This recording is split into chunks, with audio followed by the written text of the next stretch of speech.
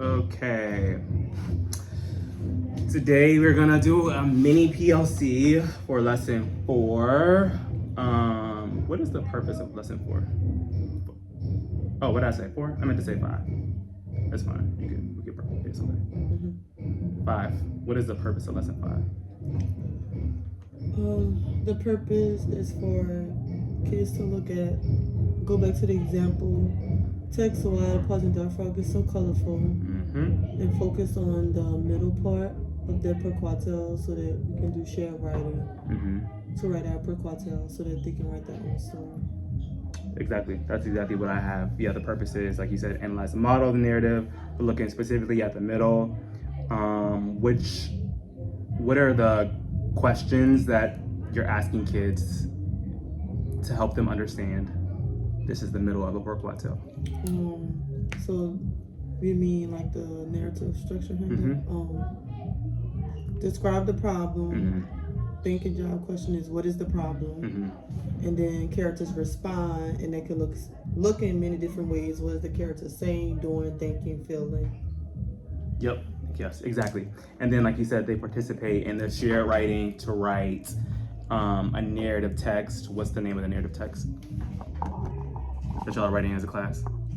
Oh, you talk about why the part about cooking? Oh, that yep. one. Yeah. Yep. And then which part are y'all writing? The middle. The middle. Okay. And then, what do students do at the end of this lesson? At the end of this lesson. So after the shared writing, students have to do something else in the closing assessment. So it says independent practice, the why question, and basically, just like we did for the other lessons, they're gonna answer that question later on. Yeah. So. Or they want them, wait. Good. Yeah. Now I'm looking at it. Now that they're going to begin planning their own per quartile for the remaining time of this lesson. So one, I think you're right. I mean, you are right. So students, after y'all plan the middle, students start to look at the why questions that y'all have charted, and they decide which one that they want to choose to write about, and they take out their note catcher. Why do you think they pick this lesson where they plan the middle for them to start planning their own per quartile? Why this lesson? Because that's the bulk of it. Wait, because what I think that because the middle helps them determine the purpose for why they're writing. Because if they say why pause and diaphragm so colorful, the middle, somewhat the problem has to do with that. Exactly. That makes sense. It didn't at first, but yeah. So first off, students look at the chart, they pick a why question, and they put it in the last box that says the point. They write their why question there. So I don't know what questions y'all come up with, but they write it there. And then, like you said, this is important, or this connects, because in order for you to write a per quartile, you have to know like what the purpose is, which is like the point of the story. And it kind of aligns to like, okay, the problem. So students start planning their per quartile with that in mind. How does it say students should be working? Independently. So this is just independent practice. This is just for you to see like, okay, also this is day 2 of us working on per quartiles, analyzing and working together as a class. Let me see what you can do on your own. This is just for you to collect data to see like, okay, who needs help on what and like where they are. So let them fully work independently. Don't help them. You can give them feedback the next day, but they probably won't get that far. It's only how long is it? 10 minutes. 10 minutes. It's okay. Let's just see what they can do. But they're starting to think about like, okay, this is the problem or this is the why question I want to answer. I now know the why question. I can start planning my story because now I know like what needs to happen in the beginning and the middle. So yeah, good job. And I noticed that when we were planning, because it was like you guys gave me this problem, and like when we had the problem, it was like trying to connect a solution. It wasn't like just any solution they had to come up with, but like one that answered the question. That answered the question, because it kind of threw them off with the wiggling part, and I had to step back, and I was like, so remember per quartiles answers a why question. What is the why question we're trying to answer? Why the polynomials? Yes. So with that in mind, I had to ask them like, So how do you think our character is going to like resolve their problem? Because they were either saying long legs, short legs were trouble. So like, what were they able to do with those long legs or short legs? Yeah, they have to wiggle. They have to wiggle. Yeah, like because you're trying to explain that like polywogs or baby frogs or tadpoles, they wiggle to move around. Like had to step back because they were like giving solutions that didn't really match what was happening, and so I can see that happening as they're writing their own stories, keep forgetting like the purpose. Exactly. So yeah, I think I misspoke. So the why question isn't the problem, it's the solution, right? Yeah. So then they need to take that and like start backward planning. Like, okay, now that I know that like my question is, I don't know, why the wood frog froze. I need to like, okay, my beginning, I have an Arctic area. There needs to be something happening, like a problem that's making them want to freeze. But yeah, they start backward planning that way. Okay, so what do students need to get right by the end of this lesson? So after you've taught this lesson at a high level, what do students need to get right? When they leave your classroom, how are you gonna feel like, okay, I did what I need to do today? Go ahead, keep going. What do they need to understand? I think they need to understand that the structure of the middle part of the narrative, and that there's resources that they can use if they have trouble, because they have why the pointy dog frog is so colorful, and why does frogs have a long stomach. Like those resources can help them understand like the structure, and these are the things that I need to have in my story to make a good narrative. Yep, I agree with you. They need to understand the characteristics that make up the middle of a quad tale. I think they have to do two things in order to do that. They have to be able to go into another text, like you said, identify how it looks, but then they have to engage in this more rigorous task. They have to then create one. And how are they creating the middle of the text and how the character responds? What are they doing? What are you having kids do before you actually model the writing? You said your question, what are kids doing? So during the shared writing, right? You're not up there just writing everything for them. Graphic organized. So kids are going to be sharing out the ideas we came up with in class to help me write our sentences for our middle. They're using their resources, like you said that earlier. But then once they use their like resources, then what? Are they just shouting out? Are you like, what are you having them do? Turning and talking with each other. So they have to be able to also discuss what we're writing, what part or what elements, what part of the narrative structure we are in, and like what are the questions we're trying to answer. Like keep going back to, okay, like we already talked about the problem, asking, okay, what comes next after we describe the problem? Okay, the characters. So like engaging them using that narrative structure handout. Yep, exactly. I think kids have to be able to use their resources, identify the middle of a story, how the character responds, so and the problem. They have to be able to think about those two things, and then they have to be able to like generate ideas in a really descriptive way and use dialogue to help you create a class discussion. I do kind of want to backpedal. I think it's important that you did such a really good job of like telling me the flow of the lesson. You said, okay, kids are gonna analyze the model text so that they can, in work time B, help me write the middle of a quad tale. Start telling kids that. Like, okay, today we just analyzed the model text. We're doing this so we can do something else. I think I do too. You do? Yeah. I feel like you do that. Like you do that sometimes.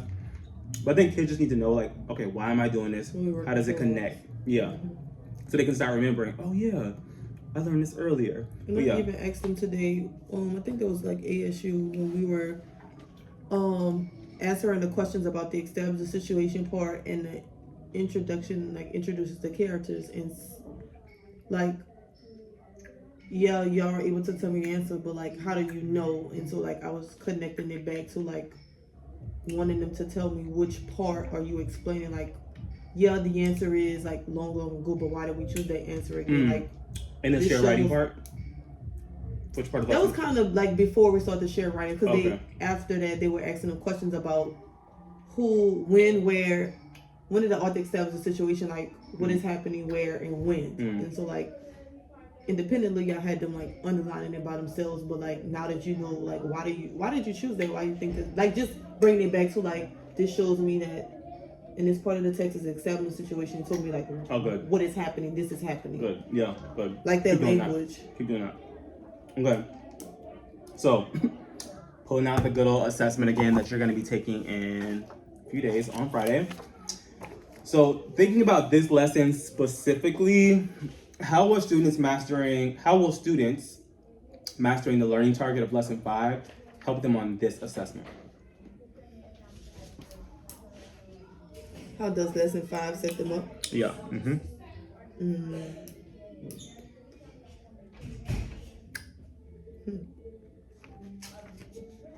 Good question. Well, because they're looking at another poem again. Well, not in this lesson. 5. Oh no! I'm talking today's. They looking at the other poem by Boyfriend. But how does lesson 5 set them up for success? Oh, structure. So it's asking them questions about how the character respond, what details from the text show you how they're responding, what is the problem. Okay. Yes, not a problem, purpose. Okay. Yeah. So you said, okay, now take all that and answer my question again. Answer my question. How does this lesson set kids up for success? How does kids mastering the learning target in lesson 5 set them up for success on the assessment?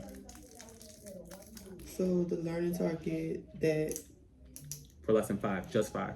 The learning target for lesson 5 helps them be able to identify the structure parts of a per quarter. What structures? Beginning, middle, end. No, not this lesson. Think about, so every day you go in your classroom and you teach, we should be thinking about like, okay, how does what I'm doing today going to set kids up for success down the road? So lesson 5 specifically focuses on which part of the structure? Oh, specifically which part? The middle. The middle. Yeah. Okay. Go open the assessment.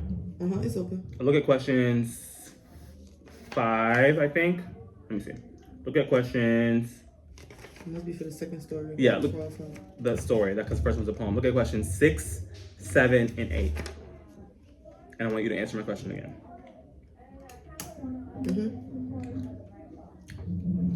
So, how does this lesson set kids up for success on that assessment? Because it focuses on the middle. Exactly. Of the per quartile, because it asks what is the problem, how do you know, and how the character respond. Exactly.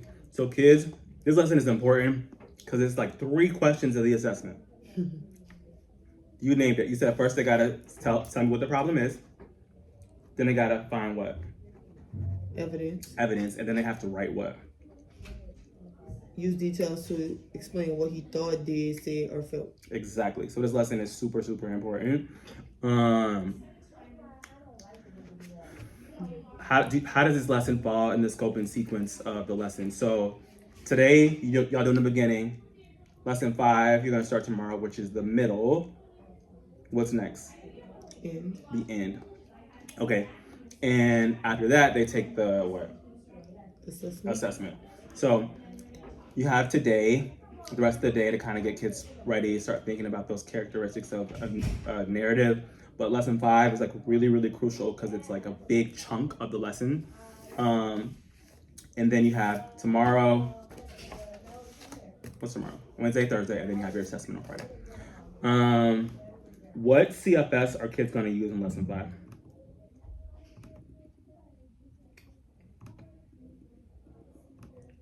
What CFS are they gonna use? You know what CFS means. The narrative text handout. Exactly. So, okay, let me ask you. Go to the lesson plan. Go to page 89.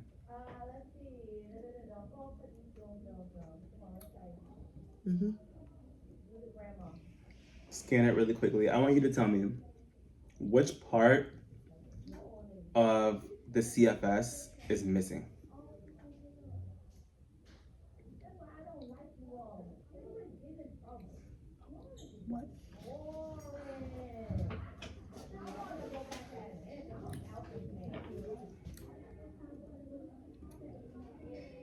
because this is the CFS we said we're going to use. Mm-hmm. Read the lesson. What is this CFS missing?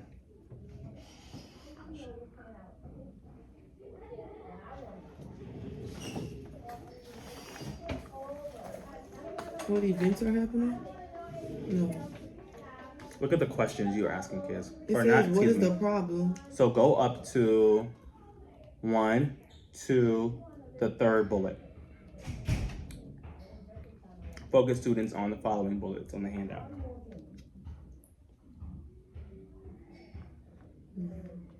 What's the first thing after focus? Students on the It says narrative text may use dialogue to show how characters react to events. What's the next thing? Narrative text may include descriptions of what the characters are doing, thinking, and feeling. Next thing. Narrative text use words and phrases to show when the events happen.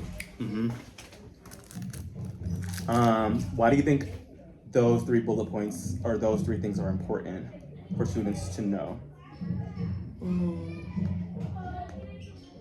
Because that's a part of how characters are responding to a problem. Like dialogue is them talking, expressing themselves. Yep.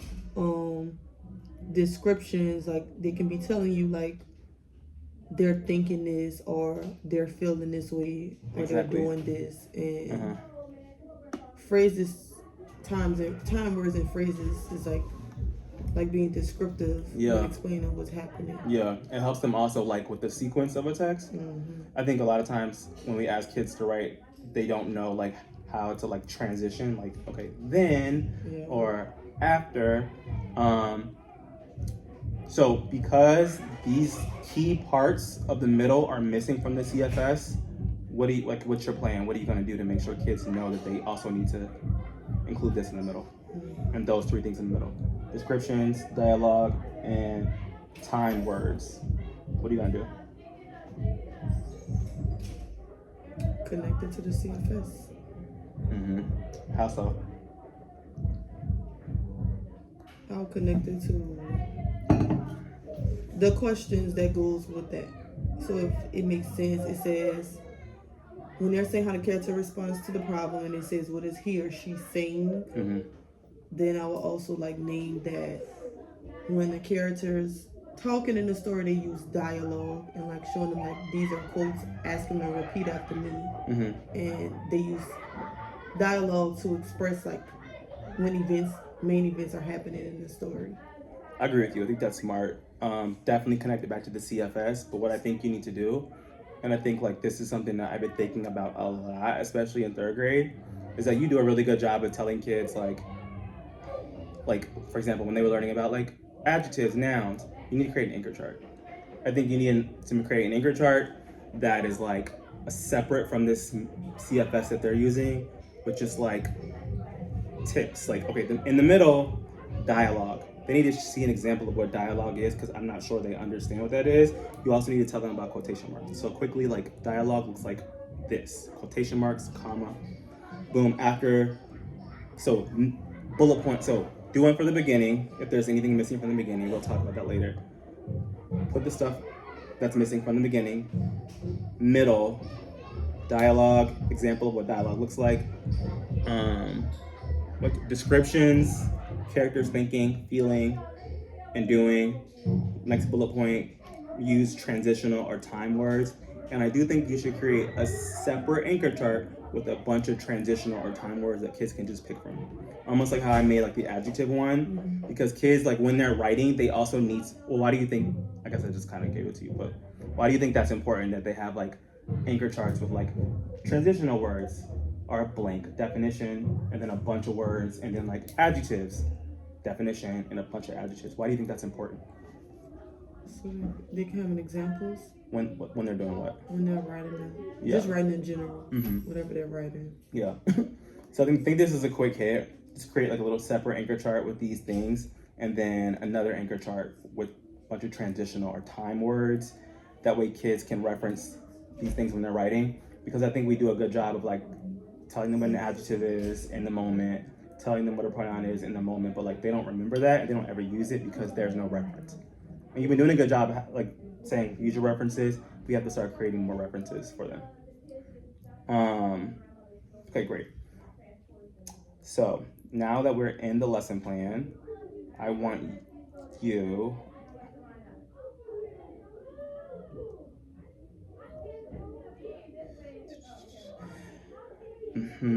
okay, go back to the assessment real quick. Based on what students need to do, assessment. Okay, so based on what kids need to be able to do by the end of the lesson and in the assessment, what parts of the lesson do you think we need to release students to work independently? Like, where is their independence at? Because they're doing shared writing, right?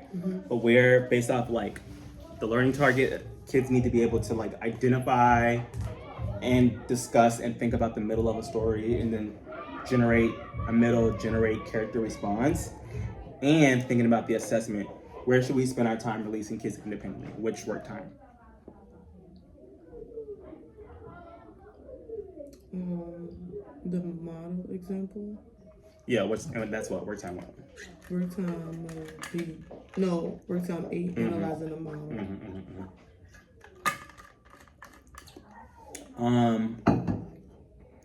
How do you think that would look? So, which part would we be releasing them? Think about the assessment. We'll be releasing them when they're given those questions. Exactly. And independently, they're focusing on that part, and they could be writing it, could be a sheet that they fill out, or it can be them underlining the answer to those questions that goes back to the problem in the story and how they respond. Good. I agree with everything you said, but I'm gonna push you a little bit. Okay, so I agree. This is the place for independence. So, for example, what's the first question you ask students? What is the problem? What is the problem? How does that release for independence look? Think about the assessment. Go back to question 6. Yeah, asking the same question. But notice they're asking them 2 questions about the problem.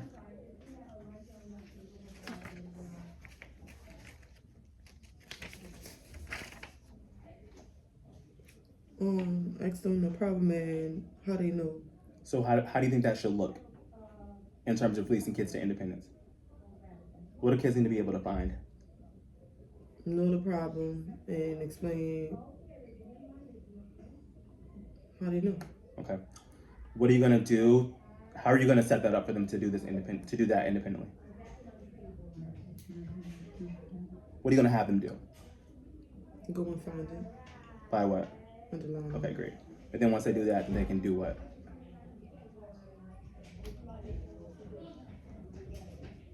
And share out how they know. Great. While they're underlining, you're doing what? Going around to collect data. Yep. Who understands the structure, the problem in this story? Giving checks. I'm gonna push you because our feedback from our visit was that we need to be using more discourse. So yes, I agree. They need to be underlining, find that evidence, and then they need to turn and talk and share with their partner. And never mind. Number 6 on the test is asking them to identify the problem. Is it B or? That one, part A. Okay, and then part B, they have to do what? More details support the answer to part A. Which parts of you releasing them to independence relates or matches B? Underlining or talking? Talking. Yeah. No. Because they're underlining the problem, and details from the text is them being able to explain why they chose the answer. But if you look at B, they have to find the literal text evidence. Oh, yeah. So you underlining, like, that is like them going in and like hunting like what the text explicitly says matches part B. Part A is a discussion. Got it. Yeah. Even though I feel like kids probably would just read what the text says, we can push kids to kind of say it in their own words, but it aligns directly to like those 2 questions.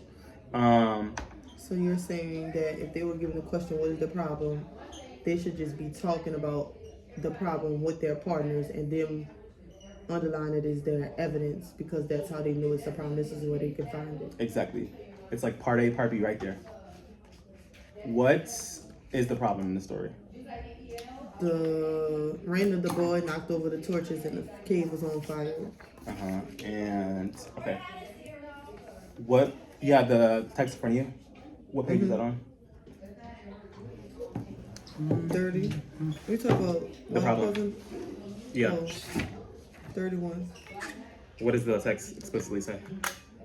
He accidentally knocked over one of the torches that lit up the cave. Okay, great. And it set it on fire. Okay. And you're gonna tell me one more time, how are you gonna release kids? What are you gonna have them do? First? Turn and talk about the problem. No, first. Even though I know why you said that, it's out of order, but what part is gonna help kids be independent? Because, like, remember last year, the problem is that kids are copying their partners. Which part is gonna make sure that they actually know what they're talking about and they actually have found the evidence? Them underlining it? So first they need to what? Go in, find the problem. By underlining. Underlining it. Then Then share. talk to their partner about it. Great.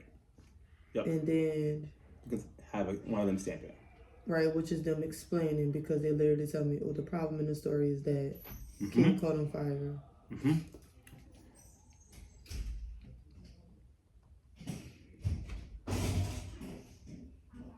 Yeah, so it's underline, turn, talk, share. Exactly. And then go back to the lesson plan. It says, what words did the author use to show the order of events? That's like the transitions that go back to the narrative text. Use time, words, and phrases to show when events happen. Yeah, that should be a quick hit. I don't think you need to spend so much time on that, but they definitely need to know that because that's going to help them when they write. You're also going to have this time word on your anchor chart, your transitional / time anchor chart, your transitional word / time anchor chart. This next question, what is the character doing, thinking, feeling, or saying? What answer did EL tell you? Playing a hunting game and accidentally knocked over, causing a fire. Okay, now go back to pull up the CFS. You have to go. Yeah, like 5 minutes. Okay, it's lunchtime, right? Oh, you can be late for lunch, right? You can't be. You gotta pick somebody up. Okay, yeah. I only need like 5 to 7 minutes. So you have the CFS pulled up? See, the narrative text handout? Yeah, that's all. Go to the middle. That first question you ask kids, what is the problem? Look at what is the other thinking job or the other question for describing a problem? What events are happening? Yeah. But look at that question that EL asked you. What is the character doing, thinking, feeling, or saying? Does that align to CFS? No. It almost sounds like they're asking how the character is responding to the problem. But the answer that you read, is it showing how the character is responding to the problem? The answer that EL gave us? No. So what should we change that question to match the CFS? What events are happening? So change your answer. Change the question. Why did I have you change that? Because the answer doesn't align with that question. The question doesn't align with the question? The answer, with that too? The answer doesn't align with the question because it's asking them to see how the character is responding, but they're just saying what's going on, what's happening. How is that going to help kids though? Like, what are kids, so what do kids need to be following when they're writing? Your CFS. Right, so we changed this because that question, like, I agree with you, doesn't match the answer, but it's also not aligned to the CFS. When they ask them that question, they ask them that one time and then they ask them again. Right, which is the response to the problem. So when you ask that, so after you kind of discuss the order of events words, you're gonna ask kids what? Or what events are happening. And I already know my feedback on this video is going to be, it's too long. And it is too long, but I have to tell you this because I think that kids are going to miss this on the test. Look at that look at that question. That's when you finish writing it. What is the problem? You see, what answer did they give you? Frogs needs to win a race against snake. Have you read the story before? If not, it's okay. Mm-mm. Based off of those choices, can you tell which answer kids might pick? Like, what's the distractor answer is what I'm asking. It's fine, because we're short for time. But the answer is, the distractor is B. No, wait, or C. B the answer. I was looking at A or C. Distractor is C. Because in the story, the snake wants to eat the frog. But that's not the problem. The problem in the story is that frog needs to figure out a way to beat the snake. So kids need to understand that the snake wanting to eat the frog was the event. The problem was then frog needs to beat the snake. So make sure you also like just kind of stand for kids that like the problem in the story is something that impacts the main character.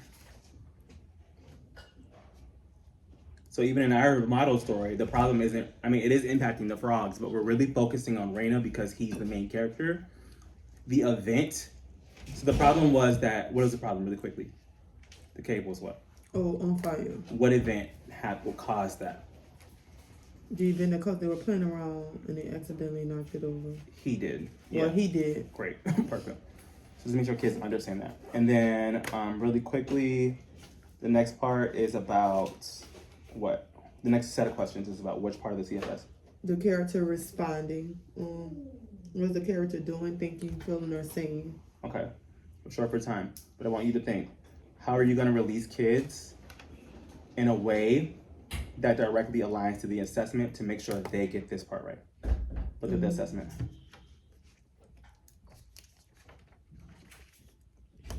What number question aligns with the character response on the assessment? 9. Number 9. What is number 9 doing? What kind of question is it? How is the problem resolved? So is it an EBSR question? Oh, an EBSR. Okay, great. So after they do that, then what's the next one? No. Hold on, my bad. Maybe that's my fault. But that lets you know that also they're gonna have a question about the solution. Let me pull the test up. Look for number 8. Oh, yeah. How does the character respond? They use details, so they're writing that. Explain what he thought, did, said, or felt. So how do you think you should release kids to independence when you ask these questions? To set them up for success on the assessment. The same as them going to find it first. But what is unique about the way they're asking, what is unique about the way they want kids to answer that question on the test? They want them to write it. So what should you do? So what I should write? So they should have to write that one down? Yes. So when we start thinking about what moments to get kids to write, like that is the perfect moment to give them a chance to write because they're gonna have to write it on the assessment. You still need to ask them these questions, but then once they've written the questions, the last thing you're gonna do is you're gonna ask them, what is the question on the test? How does the main character respond to the problem? Yep, you're gonna ask them that, jot it. So once they've done all those questions, once they've done the cycle we set up, once they underline their evidence, they turn into a stamp. Once they answer both those questions, now you're gonna say, okay, I want you to quickly jot down, ask the question, that's what they're writing.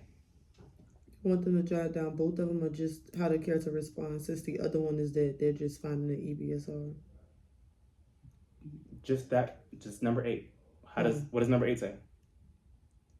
Write it down to explain. What is the question? How does the main character respond to the problem? Yep, explain. Yep, that's what they're gonna write down. Explain.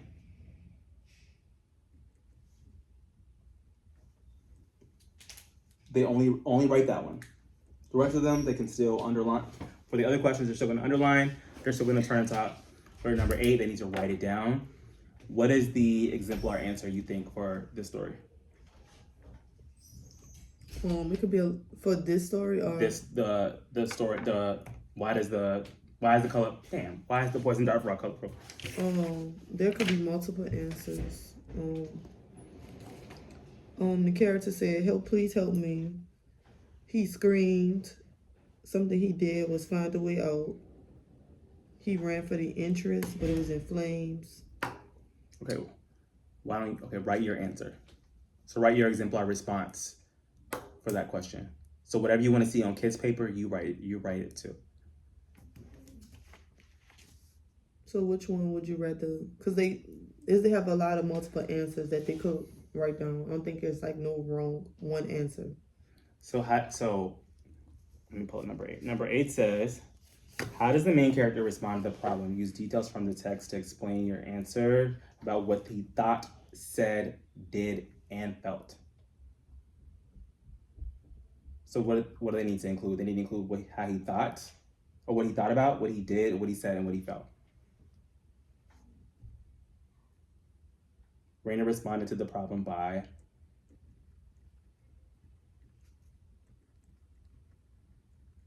or when the cave caught on fire, Raina felt blank.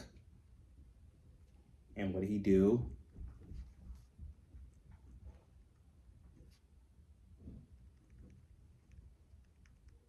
And he felt blank.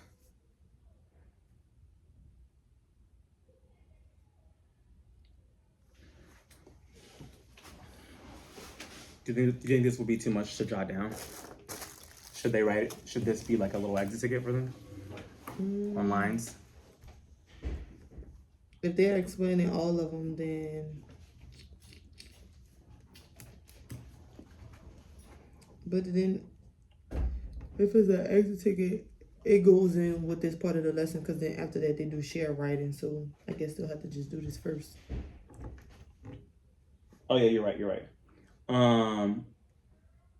They don't necessarily have to say all of them, but I think they need to demonstrate that they fully understand that Raina was scared and that Raina reacted to the problem by picking up the frogs.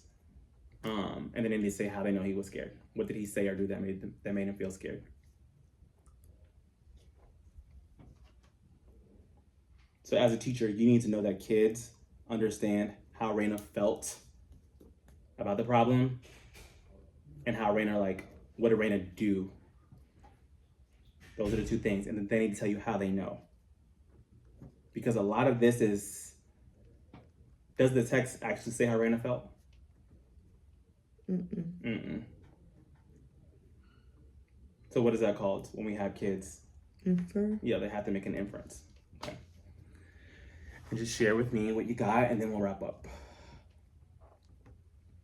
Raina responded to the problem by saying help. Something he was saying, I'm gonna say Raina was scared. That shows how he felt and tried to save the frogs. And that's something that Great. He felt and he did. So the help is your evidence for how you what? How feels? Yeah, good job. Okay. So again, kids' answers, I think you're right. They could say many things. It doesn't have to match your answers, but what are you looking for? That they identified that Raina is terrified. All of those things show that he was terrified, he was scared. Yep, how he felt, and then what he felt and did. And then I need to explain it with what? Evidence, great. Okay. Great job. I talked about a lot of things. I'm just gonna stamp it real quick. So to set kids up for independence in this lesson, because the CFS is missing parts, what are you gonna do? Make an anchor chart. Yep, you're gonna make an anchor chart explaining dialogue, explaining time words, and then explaining description. Those are necessary for the middle. You're also gonna make sure kids understand why they're analyzing the paragraph, why they're analyzing those two paragraphs in the narrative, so that way they can be set up for success to do what? Write their own. Write their own, and also help you do what? Write a story together. Great. Which part? The middle. And then you're gonna release kids to independence during the work time A. For the problem, the questions that align to describe the problem, how are you releasing it in independence? What's the order? Underline, turn and talk, share out. Great. And then for the part where students are going to do the same thing for describing how the character responds to the problem, what did you add in? They're gonna write it down. We're gonna write it down. Great. You're all set up for success. I think it's gonna go great. Any questions? Can I support you? Anything? Need help? Thank you. Okay. Good job, Miss Webster. I'm proud of you.